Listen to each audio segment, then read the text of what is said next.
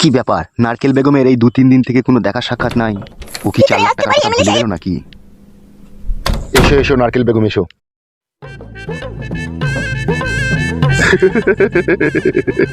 আজকে হাসার কিছু নাই, টাকা নিতে এসেছি।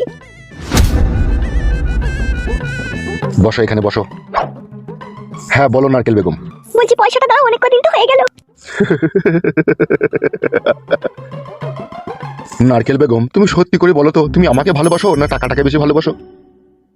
এরকম চিন্তা ভাবনা করলে হবে না নারকেল বেগম, তুমি যেটা বলবে আমি সেটাই শুনবো। এখন এরকম কথা বলছো কেন তুমি? আমি তো তোমাকেই ভালোবাসি, আর টাকার কথা তো তুমিই বলেছিলে। আমার মেয়েকে তুমি রেপ কেসে ফাঁসাবে, দিয়ে আমাকে 4 লাখ টাকা দিবে তাই বলেছিলে তুমি। আবার এরকম কথা বলছো কেন তুমি এখন? হেসো না হেসো না, তোমার হাসি ভালো লাগছে না। ঠিক আছে, হাসা বন্ধ করে দিলাম। এবার কি করবে বলো? দুবো। 4 লাখ টাকা? শুধু কি টাকাই নিতে এসেছো? কেন, আরো কিছু দিবে নাকি? শুধু কি টাকা নিয়ে চলে গেলেই হবে নারকেল বেগম? কাল রাত থেকে যে বাম্বুটা থারো হয়ে আছে সেটাকে ঘুম পাড়াবে কে? আমি আজকে ওয়াশ করতে দিতে পারবো না তোমাকে, মেন্স হয়েছে আমার। তাই নাকি? মেন্স হয়েছে তো কি হয়েছে? মেন্স হলে কি করা হয় না নাকি? কোলা উল্টো চুদা, জানে না মনে হচ্ছে কিচ্ছু জানো না। মেন্স হলে পরে কইলে পেটে বাচ্চা চলে আসে।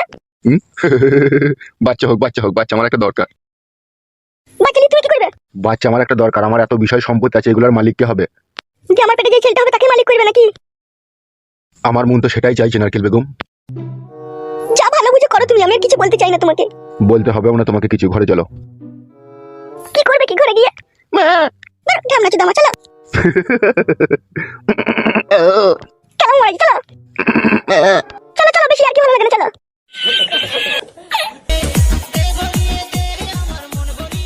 শুয়ে পড়ো শুয়ে পড়ো। তোমাকে নিয়ে বলার পারলাম না।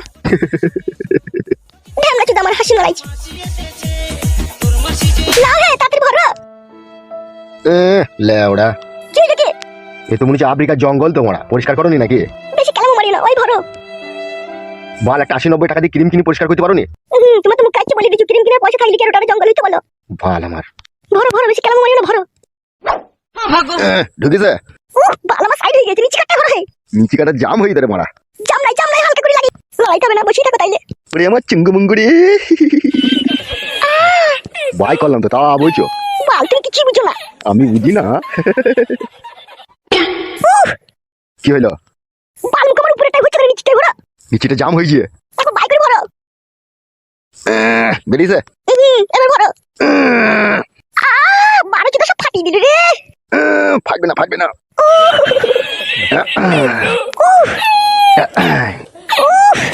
আরে তোর কথাবার্তা শুনে তো নিজেকে আর কন্ট্রোল করে রাখতে পারছি না রে আমি। কি আর করবো বল বন্ধু, সবই আমার এই পুরা ভাগ্য। পুরা ভাগ্য তো লোকের হয় রে বন্ধু, সে আমি জানি, কিন্তু তোর ভাগ্য যে একবারে কয়লার মতো পুরি কালো হয়ে গেছে রে। তুই বেঁচে আছিস কি করি রে বন্ধু? তোর জায়গায় আমি থাকলে আটাতে আর কেরাসিনে পাইল করে খেয়ে শুয়ে পড়তাম রে, কিন্তু আমার তো শুইলে হবে না বন্ধু, সে তো বুঝতে পারছি। এখন যতই ঝড় তুফান আসুক, আমার এই ভাঙা সংসারকে কিভাবে আমি জোড়া লাগাবো আমি সেই চিন্তায় দৌড়ে বেড়াইছি। সংসারটা ভাঙার পেছনে মেন কার হাতে একটু বলতে পারবি বন্ধু আমাকে? আর বলিস না বন্ধু, এক 12 ভাতারিকে বিয়ে করি আমার জীবনটা কি তামা তামা হয়ে গেল। তাই নাকি মাঙের মাথা?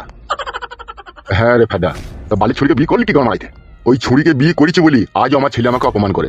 নিজেদেরকে হয় নাকি মেয়েটা তোর? তুই বন্ধু হোস, তোর কাছে আর কোনো জিনিস লুকাবো না, সত্যিটাই তোকে বলছি। হ্যাঁ বল কি? ঠিকই শুনেছিস তুই, ওটা আমার বিয়ান হয়েছে দিয়ে আমি আবার বিয়ে করেছি। এই গুণাতে তেলা চোদার মতো কাজ করে ফেলেছি তো। কেন বিয়ানকে আবার বিয়ে করার কি দরকার? বিয়ান তো এমনিতে চিত হয়ে তোর কাছে শুয়ে পড়বে। তুই বড় ব্যাপারটা বুঝতে পারছিস না।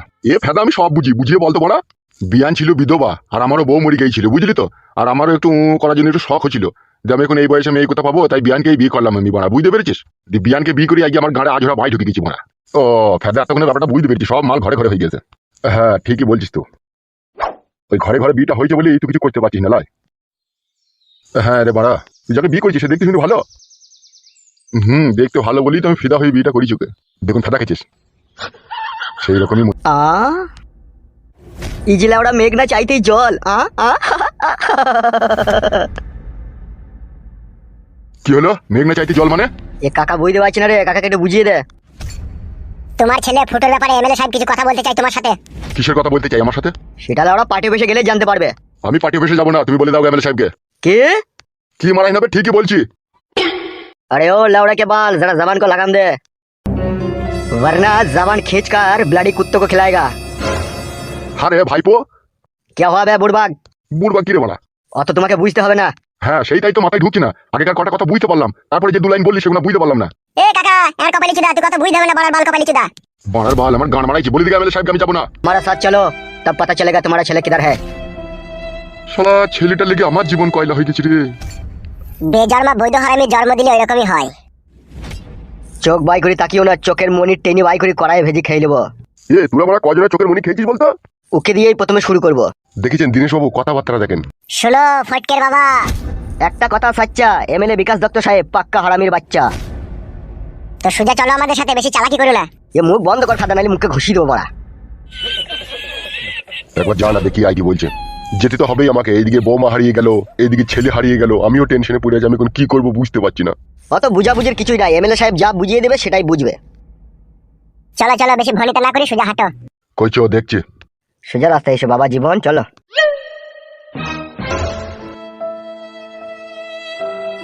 ঠিক কাদা আমার আর ভালো লাগে না, বাড়ি গিয়ে লাল চা খেয়ে বইয়ের পাখানে হাত বুলাইগা। নারকেল বেগম লাও এই টাকাটা ধরো। কত টাকা আছে এখানে? আরে ধরোই না। তুমি বলো কত টাকা আছে। ধরো ধরো, এখানে 90,000 টাকা আছে। বল, তুমি যে বললে 4 লাখ টাকা দেবো। ধরো না। তোমার কথার কোনো দাম নাই গো। তুমি বোঝার চেষ্টা করো নারকেল বেগম, এখনো টাকাটা ফুল পেমেন্ট পাইনি গো, পেলে আমি তোমায় দিয়ে দেবো। ধরো ধরো ধরো। ভালো আমার। আর একটা কথা শুনো, আমি কালকে কিন্তু আসতে পারবো না। কেন আসতে পারবে না? তুমি বুঝতে পারছো না, এই ব্যাপারটা নিয়ে বাড়িতে বিশাল আলোচনা চলছে। জমাইটা 10 দিন হলো বাড়ি ছাড়া হয়ে গেছে, আবার বৌমাও বাড়ি থেকে চলে গেছে।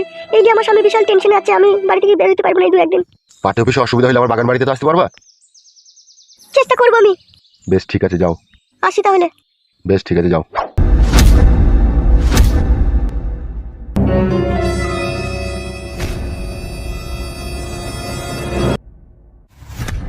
কিরে খানকির বেটা, তুই কি বাড়িতে বসে বসে ঘাস পাতা খাস নাকি? গাল দিচ্ছেন কেন আপনি? এই বাবা চোদা টাকা আমার দিকে, তোর ওই কুলাঙ্গার সন্তানটা কোথা? জানি না এমএলএ সাহেব, 1 সপ্তাহ থেকে ও বাড়ি আসেনি। মারবো খানকির বেটাকে কোন আবার। কেন গালাগালি করছেন আমাকে? ফেদামুকো জানো না? কি জানবো আমি? তোর বেটা আমার বউকে নিয়ে পালিয়ে গেছে। তোর বেটাকে মার্ডার করে তোর বেটার রক্ত আমি কড়াইয়ে ভেজে মুড়ি দিয়ে মাকে খাবো বে। খানকি ছেলে। বাবু আমাকে আপনি গালাগালি করছেন, আমার কি দোষ বলেন? তুই খানকি ছেলে শুইরে বাচ্চা জন্ম দিয়ে ভুল করেছিস বে। আর তুই রাজকালাতেই তুই ছেলে এরকম হয়ে যাবে। এ হামসাফার, আমি কোথায় যাবো এমএলএ সাহেব? কোথায় যাবি কি না যাবি সেটা আমি দেখিয়ে দেবো, আয় আমার সাথে। আমি যাবো না। কি বললি খানকি ছেলে? খানকি ছেলে বলছেন কেন? মারবো বড় ভাতের বেটাকে কোন আবার হলের বেশ মাথায় তুলতে পারে। খেলাবো বড় ভাই। তাড়াতাড়ি ওর সাথে যা, নাহলে পরোটা শেখা করে শেখে দেবো। এটা তো জুলুম হচ্ছে এমএলএ সাহেব। জুলুম তো সবে শুরু বে। জুলুমে দেখেছিস কি তুই এখন? তোর ছেলে ফুটো আমার সোনার সংসারে আগুন ধরিয়েছে। আমার সৌন্দর্য রসে ভরা বউকে নিয়ে তোর ছেলে আজকে ঘরের ভিতরে আনন্দ ফুর্তি করছে। আর আজকে তুই ছেলে লেগে আমাকে বাথরুমে হ্যান্ডেল মারতে হচ্ছে আমার নিজের বইয়ের লেগে। তারপরেও তুই খানকি ছেলে বলতে চাচ্ছিস তুই ছেলে কোনো অপরাধ করেনি? তা আমি কি করবো? আমার ছেলেকে বলো গা। তুই তো লষ্ট গুড়ের খাজা, আর এই খাজাকে আমি গলিয়ে গজা বানাবো, তবেই আমার নাম এমএলএ বিকাশ দত্ত। বুঝেছিস তুই? জিন্ত অবস্থাতে তোর সামনে তোর ছেলের কলজি বাই করে মধ্যে চাট করব, যখন তোর ছেলে আমার বইয়ের জনিতে হাত বুলিয়েছে। দুনিয়ায় বাঁচার ইচ্ছা থাকলে সোজা আমার সাথে চ। যা, আর না হলে মৃত্যু তোর কানের পাশ দিয়ে বেরিয়ে যাবে। চো রে বড়া চো। যাবে ফেদা কপালি ছোড়া।